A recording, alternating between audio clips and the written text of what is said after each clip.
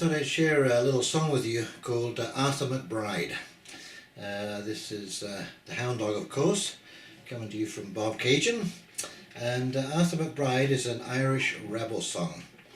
And one of the interesting things about it is that after the invention of the Gutenberg printing press, around about, well, some say as early as 1440, others say as late as 1470, anyway, somewhere in there, it took about 150 years for people to really catch on to reading, where it was, there would be certainly someone, if not a couple of people in your village could read reasonably well.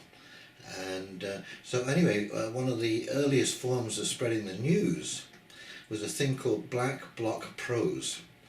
And Black Block was a kind of font. It was like an Old English font, and they would say, tell stories about their lives, how the harvest was this year.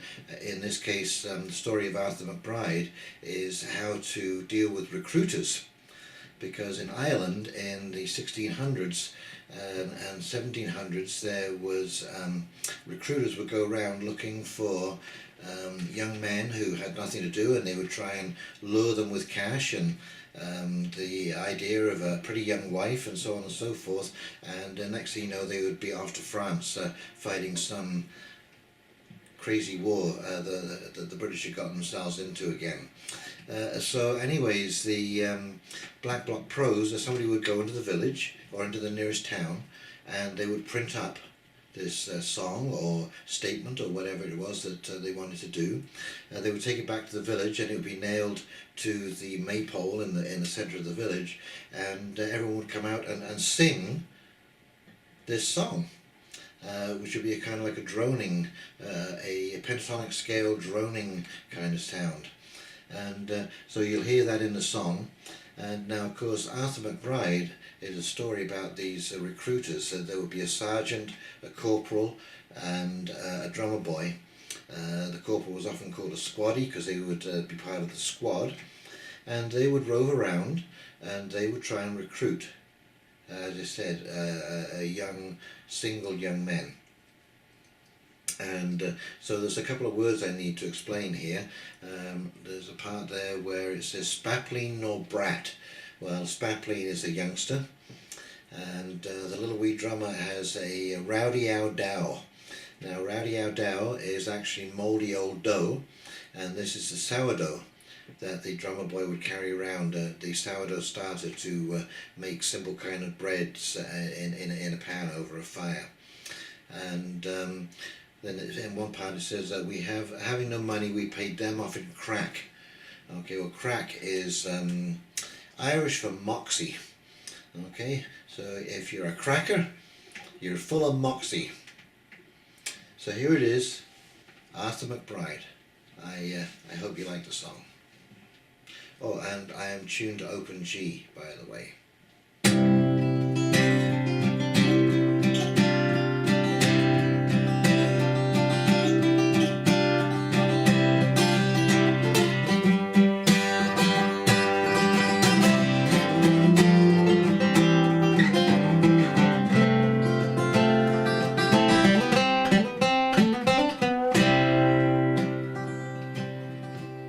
Now me and me cousin one Arthur McBride, whilst we were walking down by the seaside. Now mark what followed, oh what did betide, for the day being pleasant and charming. Out for recreation we went on a tramp, and we met Sergeant Napper and Corporal Vamp, and a little wee drummer preparing to camp, for the day being Christmas morning.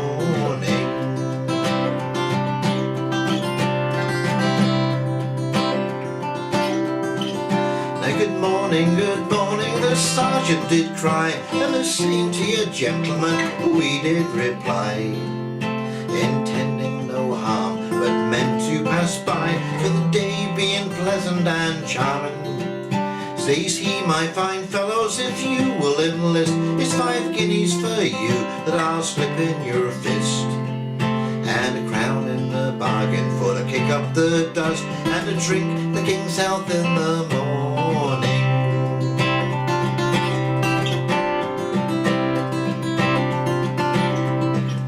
For a soldier he leads a very fine life, and he always is blessed with a charming young wife. And he pays all his bills without trouble or strife, and he always is pleasant and charming. And a soldier he always is decent and clean, in the finest of clothing he's constantly seen. Whilst other poor fellows go hungry and mean, and sup on thin gruel in the morning.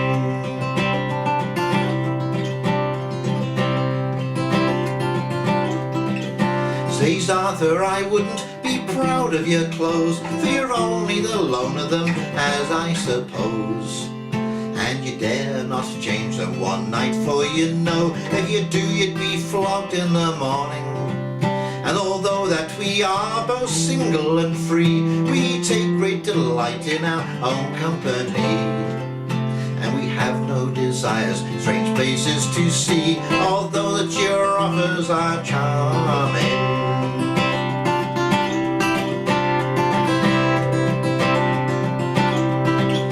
And we have no desire to take your advance, all hazards and dangers will ne'er run our chance.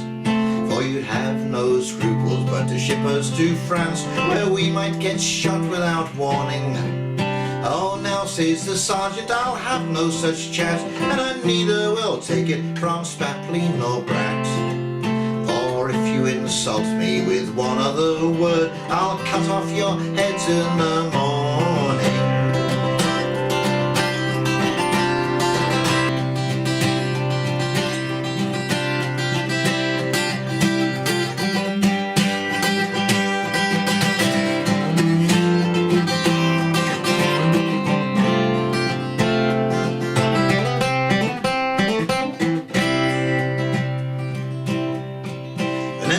And I, we soon drew our hearts, and we scarce gave them time to draw their own blades, when the trusty shillelagh came over their heads, and bid them take that as their warning. And those old rusty rapiers that hung by their sides, we flung them as far as we could in the tide. Take that, you devils, cried Arthur McBride, and bid them look sharp in the morning.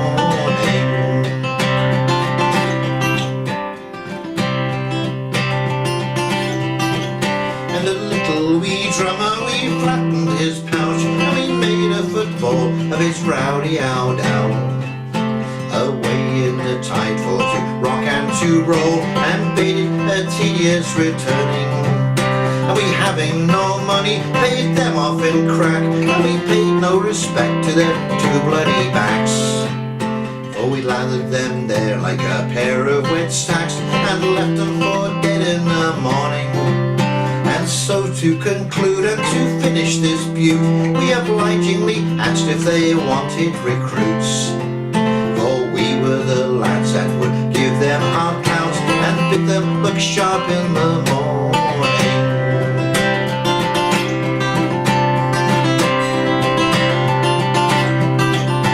Now me and me cousin one Arthur McBride, whilst we were a-walking down by the seaside. Now mark what followed, oh what did betide, with the day being pleasant and charming. Now for recreation we went on a tramp, and we met Sergeant Napper and Corporal Vamp, and a little wee drummer preparing to camp, the day being Christmas morning.